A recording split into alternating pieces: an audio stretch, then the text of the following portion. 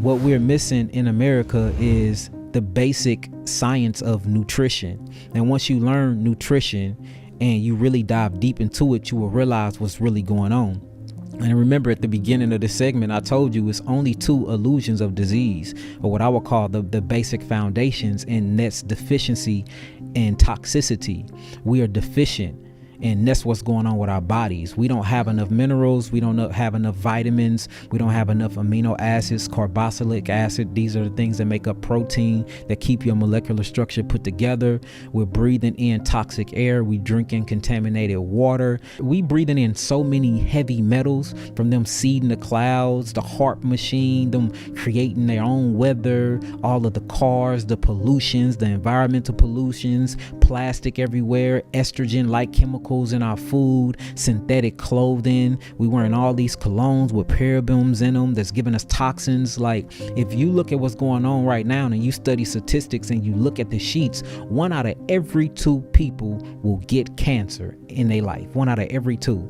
Count how many people in this room, divided in half. There you go. Next 10 to 15 years, that's a cancer diagnosis. And most of it come from the people that think they healthy, from the people that work out, from the people that's eating right. So how are they still getting cancer? How are they still getting cancer? It's the environment. They have something called blue zones, right? Where a doctor, he was very, very interested in longevity, right? So he said, I'm going to travel the world and I'm going to find the people who live the longest. Not only the people who live the longest, but thrive while they live in the longest. Because we got people that can live to be 110, but they are skinny. You see their bones, they look like a skeleton. They can't get out the bed. That's not living. So he said, I want to find the people that live the longest, that's thriving, that's still walking around. And 2 of the ones, it was 7 of them, but I'm going to mention 2 of them. I'm going to mention 3. One was Singapore. Now I'm gonna show you what they all had in common. The other one was Okinawa, and then there was another one called Sardinia, right? So he went to these 3 different regions and they called them blue zones. All of them lived to be over 100. They were 100 years old, still cooking their own food, still working out. They did racquetball every weekend, and they gathered. Guess what they all had in common that these other zones did not have? There was red zones, or what you would call kill zones. Yes. They only ate 1 ingredient foods. So meaning, if it said, and the crazy thing about this is all of them were on high carbohydrate diet, but from the allopathic community and from the nutritional community from the Western Hemisphere, anything with a carbohydrate on it is bad. You can't eat potatoes. You can't eat sweet potatoes. Fruits are bad. It give you diabetes. But they're eating all of these things that America say you can't eat because it would drive your diabetes, but they didn't have any diabetes. They blood sugar was regulated. They didn't have hypertension and high blood pressure. They didn't have none of these illnesses or these so-called diseases, but they were eating the same thing that America say you can't eat or you will get these diseases. 1 ingredient food. 1 ingredient food. If it says quinoa on the bag, that's it. I'ma eat it. If it says quinoa plus maltose plus dextrose, adjectives and preservatives, I'm not eating it. So they literally only ate food that had 1 ingredient. A sweet potato was a sweet potato. It wasn't a sweet potato mixed with nutritional yeast or nothing like that. They put ingredients together.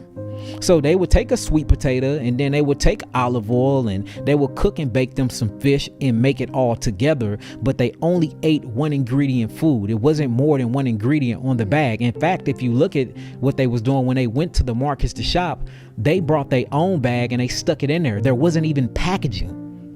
So this shows you what's going on in America. We're eating too many processed foods, and these processed foods making processed you. So we are becoming processed people when we are literally living biological entities, and we eating all of these things that our bodies cannot metabolically break down. So guess what happens? It stores it up. When it stores it up, it try to break it down. It can't. So it creates toxicity, because anything that goes through your body have to go through methylation. Methylation is when you change it up. It's basically when you put something in your body breaks it down. It takes the usable parts and it use them, and the unusable part, you usually get rid of it. But our digestive tract don't even have the hottest hydrochloric acid to break these foods down, so we don't have nowhere to go. So now you get the corrosion of things inside the system.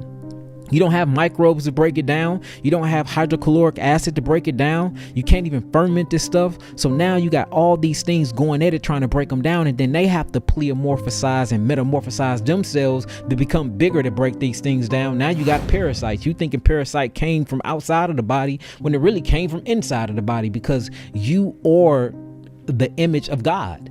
So when you start looking at all of these different diseases and you see the blue zones, the first thing is they ate zero processed foods.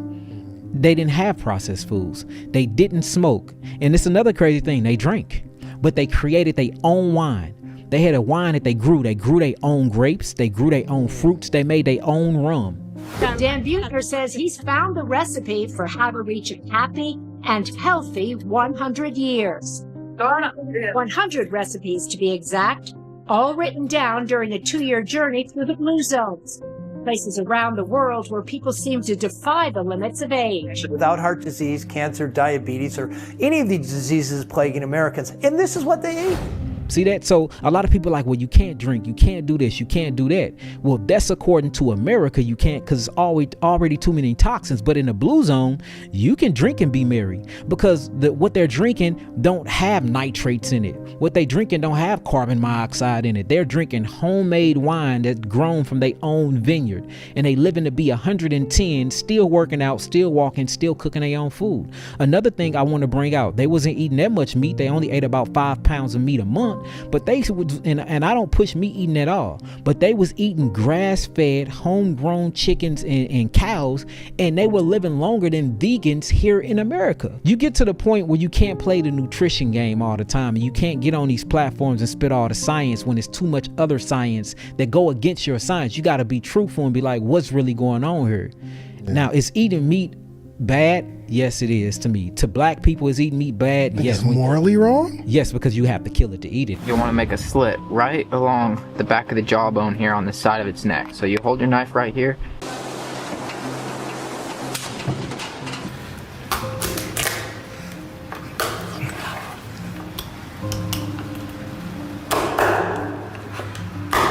And if you didn't kill it, somebody else killed it for you to eat it. So now you're guilty by association.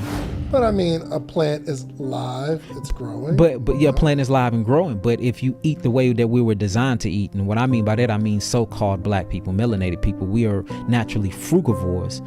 When you pick a fruit from the plant, you don't kill the plant.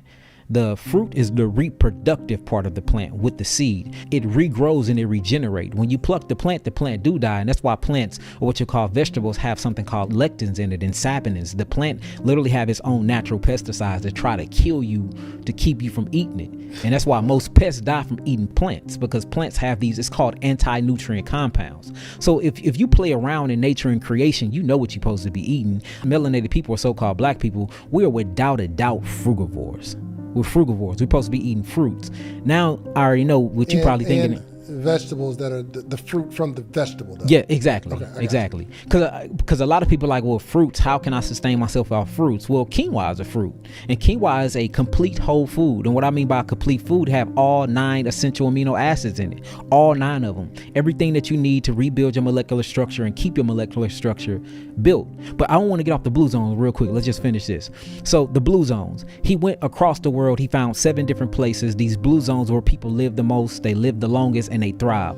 The first thing he found was they did not eat any processed foods. What blew his mind was they still ate meat, they still ate dairy, but the meat and dairy was not processed. They still drank, but they made their own wine. A lot of them didn't smoke. A few of them did smoke, but even the ones that smoked lived longer because it didn't have all the additives and preservatives, and they smoked. They smoked pure tobacco. They moved and they walked over 10,000 steps a day. Not only that, when they exercised, they didn't do weightlifting. They did something called functional exercising, meaning that they did racquetball, they did pickleball, they did yoga, things that move and turn their ligaments. And it wasn't just a straight up and down bench press.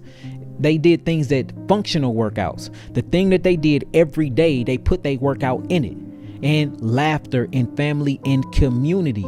after they got off work, they all sat around each other and laughed. They started making me study laughter and happiness. And I didn't realize when you laugh, you release a bunch of dopamine. And the dopamine, this neurological compound, keeps you happy. It relieves stress. It lessens your cortisol levels. And you give yourself what you would call a digestive massage when you really laugh. So when you laugh, feel what happens to your stomach and to your liver. You're literally pushing toxins and bile out of your liver. You literally cleaning out your digestive tract. So they laughed. They were happy. They had long marriages. They was married for 60 to 80 years.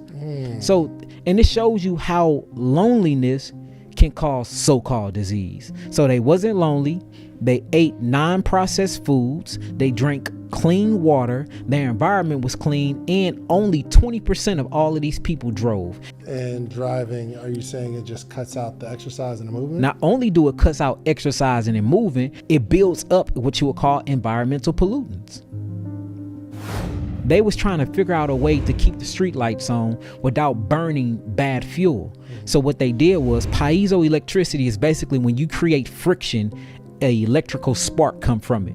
So they said, we're going to run piezoelectricity lines through the sidewalks, and the more the people walk, it'll keep the street lights on at night. Fire.